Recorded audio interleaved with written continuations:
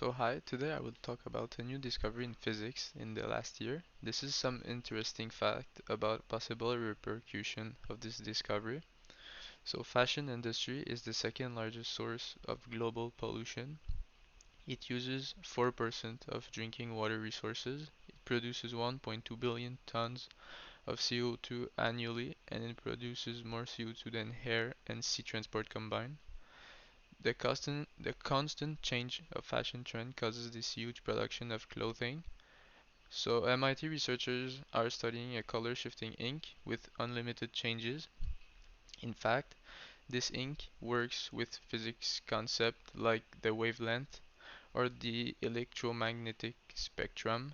Being a future student of the Polytechnic in physical engineering, this subject is particularly interesting for me. So I put a little animation that shows how it works.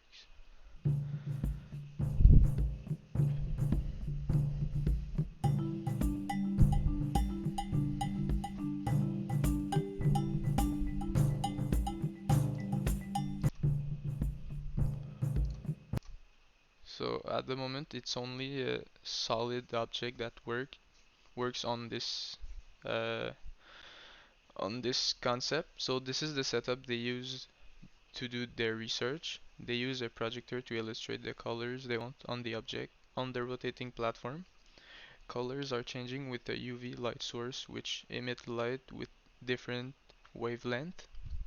They use a computer to organize what design they want on the object. A wavelength is the distance between two cycles. So on the scheme, the cycle starts at 0 and ends close to 6.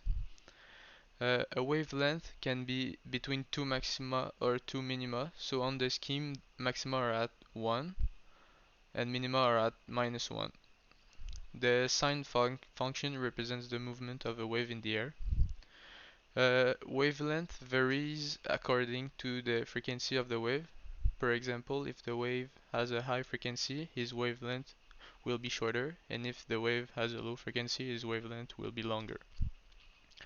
The scheme represents wavelength differences. We can see that when we have a high frequency wave, the maxima and minima are closer than when we have a low frequency wave. We can calculate frequency by the number of cycles, by the length of time. High frequency is dangerous to humans like gamma rays or X-rays, and low frequency wave is all around us like radio waves. These concepts bring us to talk about the electromagnetic spectrum. Our eyes can only see the colors of the visible light. It represents all the color we can see. White represents the absence of rays and black represents all the rays mixed. Colors vary depending on the wavelength. Indeed, when the light emits a wavelength close to 400 nanometers, the color is purple, and when the light emits a wavelength close to 700 nanometers, the color is red. In the electromagnetic spectrum, rays are classified according to their energy and their wavelength. Like I explained, when the wavelength is shorter, the frequency is higher, so the energy of the wave is higher. In order, we have gamma rays, X-rays, ultraviolet, infrared, visible light, infrared, microwave, and radio waves. So in this scheme, wavelength is in nanometer and frequency in Earth. So James Clerk Maxwell worked on electromagnetic his whole life. Between 1855 and 1872, Maxwell worked on color perception, which he received the Rumford Medal in 1860. The Rumford Medal is a scientific prize like the Nobel Prize. He stated that light respects electromagnetic laws, and this discovery, where he linked light and electromagnetic, is one of the biggest discoveries of the 19th century in physics. So now let's talk about spectroscopy. Spectroscopy is an experimental study of the spectrum in a physics phenomenon. What is related to color shifting ink is the decomposition of light in a prism like the picture on the right. Colors are reflected differently in the prism due to their different wavelength, so we can see every rainbow's color separated. The last physics concept I will talk is the luminous flux.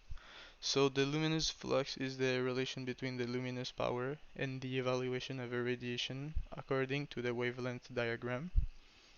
As we can see on the scheme, when the power of the light is high, the color is light like a green or a yellow.